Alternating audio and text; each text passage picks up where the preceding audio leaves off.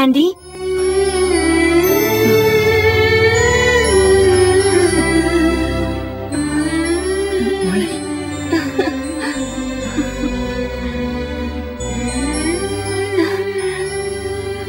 എന്റെ ആന്റിക്ക് എന്താ പറ്റിയത്?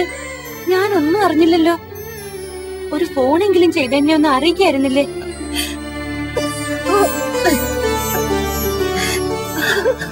അമ്മച്ചിക്ക് എപ്പോഴും കരച്ചില്ല. എന്തിനാ കരയുന്നേ? കരയാതിരിക്കാനുള്ള ഒരു കാരണവും എന്റെ ജീവിതത്തിലില്ല സ്നേഹമോളെ.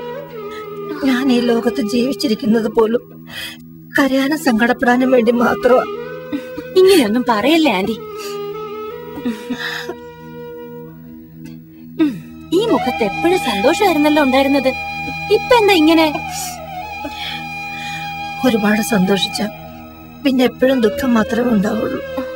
ഒരു പകലിന് ഒരു രാത്രി ഉണ്ടാവുമെന്നല്ലേ പറയുന്നത്? അതൊക്കെ വെറുതെ ഓരോരുത്തർ പറയുന്നതല്ലേ ആന്റി. ഈ ലോകത്ത് സന്തോഷം മാത്രമേ ഉള്ളൂ. നമ്മൾ ആരും അത് തിരിച്ചറിയുന്നില്ല എന്ന് മാത്രം. പറയാൻ എളുപ്പമാ, പക്ഷെ അനുഭവിക്കുമ്പോ ഈ ലോകം മുഴുവൻ ഇരുളാണെന്ന് തോന്നും.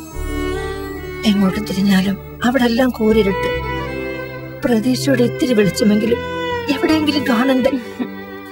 സങ്കടപ്പെടാതെ ആന്റി, എല്ലാം നേരെയാവും.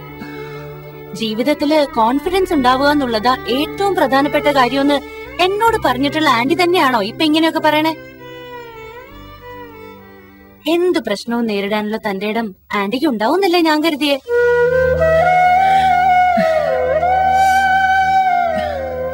ഞാൻ മേഡത്തിന് ചായ എടുക്കാം. എനിക്ക് മാത്രം പോരാ, ആന്റിക്കും വേണം. വേണ്ടേ?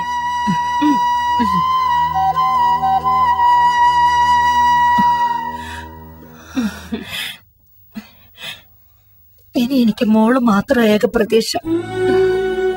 എന്താ കാര്യം? എന്താണെങ്കിലും ആന്റിക്ക് എന്നോട് പറയാം.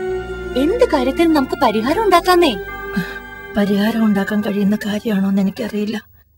എന്നാലും ഞാൻ മോളോടെല്ലാം പറയാം. ആരോടെങ്കിലും ഇതൊക്കെ പറഞ്ഞില്ലെങ്കിൽ എന്റെ നെഞ്ച് പൊട്ടും. അത്രയ്ക്കേറെ ഞാൻ സഹിക്കുന്നുണ്ട്.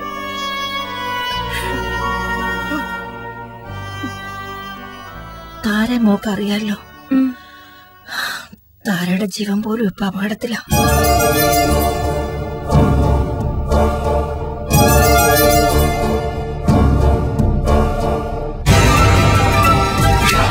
കേട്ടോ സൂസന്നെ, അവിടെ എടുത്തിയാട്ടം കണ്ടിട്ടേ അവസാനം നിന്നെ പോലെ വല്ല വീൽ ചെയറിലും കൊണ്ടിരുത്തേണ്ടി വരുമോ എന്നാണ് എന്റെ പേടി. എനിക്കിവിടെ വയ്യ, എനിക്ക് നിൽക്കാൻ പറ്റില്ല ഇവിടെ. നീ എത്ര ബലം പിടിച്ചാലും ഇവിടെ കിടന്ന് തലകുത്തി പറഞ്ഞാലും ശരി, നീ ഈ മുറി വിട്ട് പുറത്തിറങ്ങത്തില്ല. സത്യം പറയാനുള്ളതല്ലേ, ഇതുവരെ ഞാൻ അവളെ കൊല്ലാനല്ല വളർത്താനാ നാട് നീളായിട്ട് ഓട്ടിച്ചത്.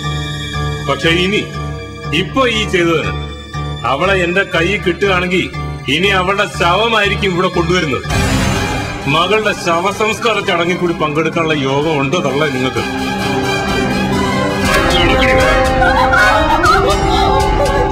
ഇനിയുള്ള കാലം നിന്റെ ജീവിതം ഈ മുറിക്കുള്ളിൽ തന്നെ ഒതുങ്ങും. മര്യാദയ്ക്കാണെങ്കിൽ നിനക്ക് തന്നെ കൊള്ളാം.